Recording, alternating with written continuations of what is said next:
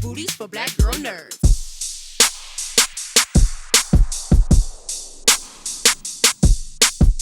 Thank you so much for taking the time to speak with me. I appreciate it. Thank you. How are you? So, Joel, I'll start with you. You serve as executive producer on this series, and the role of an EP varies from project to project. So, can you share with us specifically what your duties were as it relates to Dark Matter? My producerial kind of role in the show was really about, I got involved with the project at a very early stage. And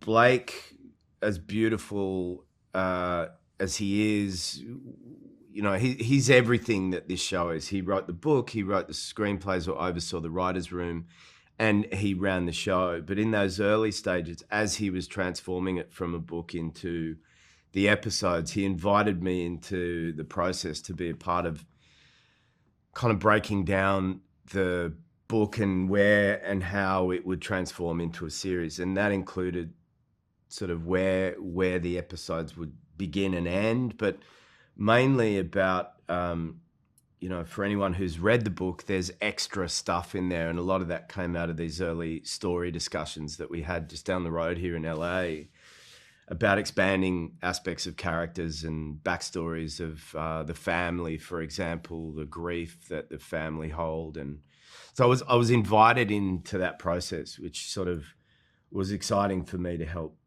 participate in the building of it. But also a real sign, again, of how excellent Blake is, of how collaborative on a creative level he was and is.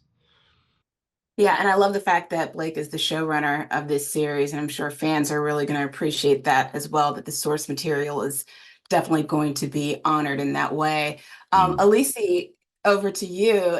I imagine that Amanda is very much like the audience, as she's this observer that is trying to figure out what is going on with Jason and is trying to put the pieces together. Would you say that's a fair assessment of her character as we see her navigating through this story? And how would you describe her evolvement as we watch her throughout these episodes? I think it could be seen that way because out of all characters, she's the one that she doesn't have a clear goal like everyone else. Like Jason 1 is trying to go home. Jason 2 has a clear agenda of occupying this other version of him, his life.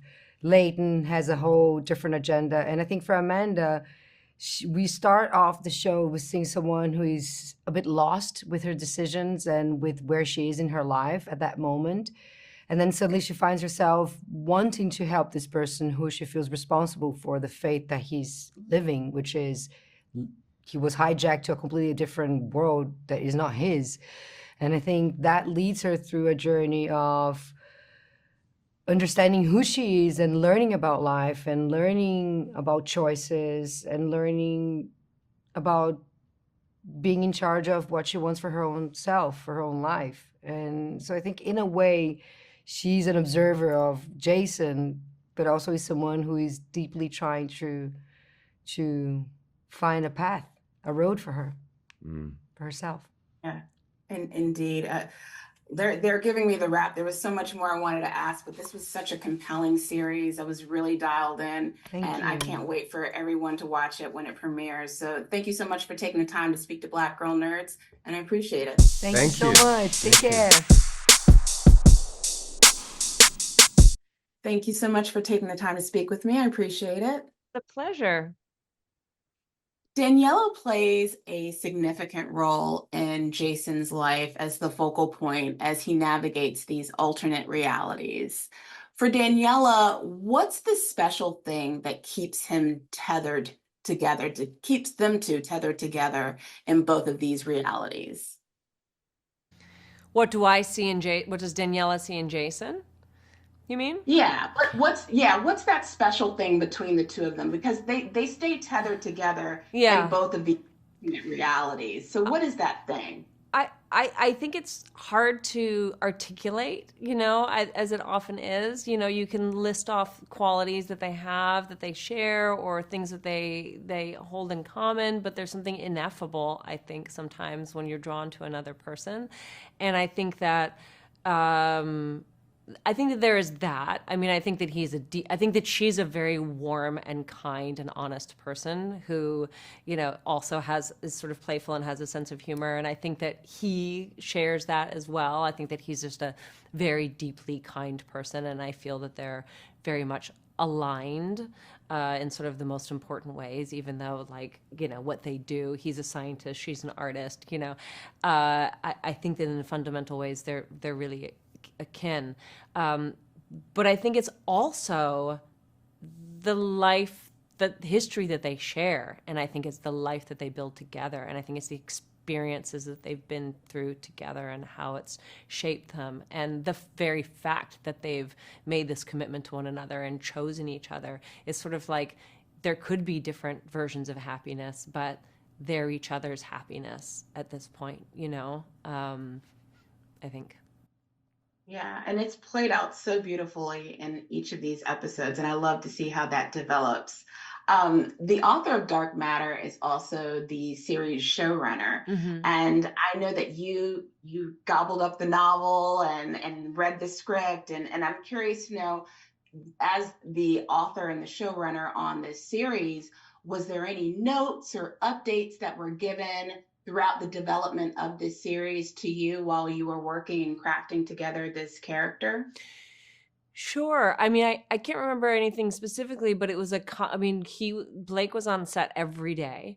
And when we first started, we had, I can't remember, 3 or 4 scripts, and then the scripts were continuing to be developed and written and worked on as we were filming and came in. So then we had a lot of conversations about the new material, and we discussed choices, and we discussed everything. He was in on our rehearsals, he was in on our blocking, and we made choices about how to shoot a scene. He was part of everything, and he was a great. I loved working with him. He was very available and open, and obviously it's his material, so it was really valuable having him there.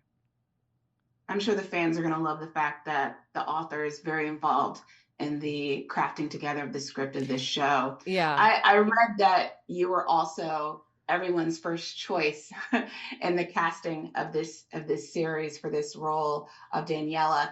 Does that add pressure for you as a performer, or does that give you comfort? Well, I always feel pressure as a performer, because I feel like, honestly, like, what an amazing job I have, and what a privilege to be given that opportunity to play a part like that and to work with a great actor like Joel. I feel I've really been endowed with a certain responsibility and amount of trust, and I feel very so I always feel that, I always feel like I want to make the most of this opportunity and try to help, and try to do the best that I can. Well, you did an incredible job. I Thank really you. enjoyed this series. I love the way it played out. It felt like little pieces of the puzzle that I was trying to put together as I was watching each of these episodes. So thank you so much for taking the time to speak to Black Girl Nerds, and I really enjoyed your performance. Oh, I appreciate it. Thanks so much. Take care. Take care. Bye.